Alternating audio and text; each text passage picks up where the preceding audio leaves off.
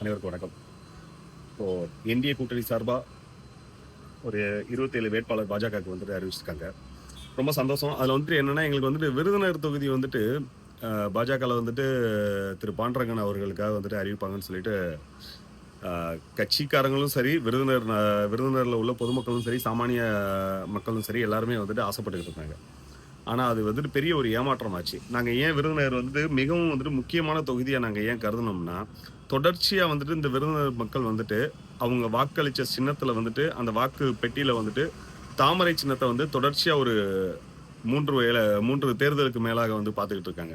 இன்னொன்னு வந்துட்டு, இங்க உள்ள அவர் மாவட்ட தலைவர் பாண்டுரங்கன் அவர்கள் வந்துட்டு, நேரடியா ஒரு சட்டமன்ற உறுப்பினர் என்னென்ன வேலை செய்யணுமோ, அத மீறியே வந்துட்டு மக்களுக்கு வந்துட்டு அதிகமான நலத்திட்ட உதவிகளா இருக்கட்டும், அவங்க கிட்ட வந்துட்டு பணி செய்யக்கூடிய நபர்களா இருக்கட்டும், எல்லாருக்குமே நெறைய உதவிகள் செய்றாங்க. நெறையா அம் கல்லூரி மாணவர்கள், அ படிக்கக்கூடிய பயிலக்கூடிய மாணவர்களுக்கு வந்து கஷ்டப்படுற மாணவர்களுக்கு நெறைய அ அவங்களோட கல்விக்கு உண்டான உதவித்தொகை எல்லாமே வந்துட்டு அவ்வளோ விஷயம் பண்றாங்க. மக்கள பொறுத்தளவுக்கு விருதுநகர்ல வந்துட்டு அவர வந்துட்டு மோஸ்ட்லி விரும்புறாங்க.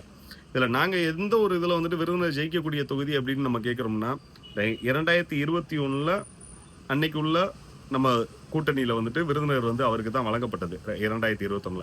அன்னைக்கு ஒரு சராசரியா ஒரு 52,000 வாக்கு வந்துட்டு நம்ம பெற்றிருக்கோம். அவங்க எல்லாருமே வந்துட்டு இந்த தாமரை சின்னத்த வந்துட்டு எல்லாருமே அப்ப பழக்கப்பட்டுருக்காங்க.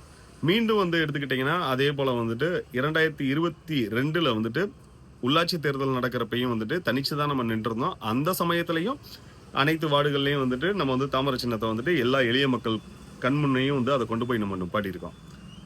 மேலும் நம்ம அடுத்து வந்துட்டு 2024ல நடந்த நாடாளுமன்ற எலக்ஷன்ல வந்துட்டு நாடாளுமன்ற தேர்தல்ல வந்துட்டு, இங்க வந்துட்டு என்டிஏ கூட்டணி சார்பா தான் வந்துட்டு திரு ராதிகா சரத்குமார் அவர்கள் வந்து பாரதிய ஜனதா கட்சி சார்பா வந்து போட்டியிட்டு இருந்தாங்க. தாமரை சின்னத்தில தான். அப்ப மேலும் வந்துட்டு இங்க தொடர்ச்சியா வந்து தாமரை சின்னத்த இங்க உள்ள வாக்காளர்கள் எல்லாருமே பார்த்துக்கிட்டே தான் இருக்காங்க.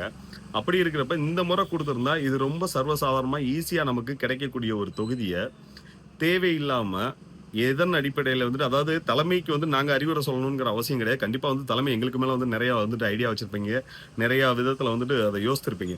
ஆனா இந்த ஒரு இது இங்க இங்க லோக்கல்ல வந்துட்டு இவ்வளோ ஒரு விஷயம் இருக்கு. இதுக்கு கொஞ்சம் ஆதரவு குடுத்து இந்த முறை வந்துட்டு ஈஸியா ஜெயிக்கக்கூடிய இந்த ஒரு தொகுதிய வந்துட்டு விருதுநகர்ல வந்துட்டு தாமரை சின்னத்துக்கு வந்துட்டு அதுவும் குறிப்பிட்ட முறையில அவர வந்துட்டு இங்க வேட்பாளரா குடுத்திருந்தா, கண்டிப்பான முறையில இது ஒரு 100% ஒரு சரியான ஒரு தீர்வா இருந்திருக்கும். வெற்றி வாய்ப்பு மிக, மிக அருமையா இருக்கக்கூடிய ஒரு தொகுதிய தேவையில்லாம நம்ம விட்டுட்டோம்ங்கிறது ரொம்ப வருத்தமா இருக்கு. இங்க உள்ள மக்கள்ல இருந்து கட்சி நபர் வரைக்கும் எல்லாருமே வருத்தத்துல இருக்கோம்.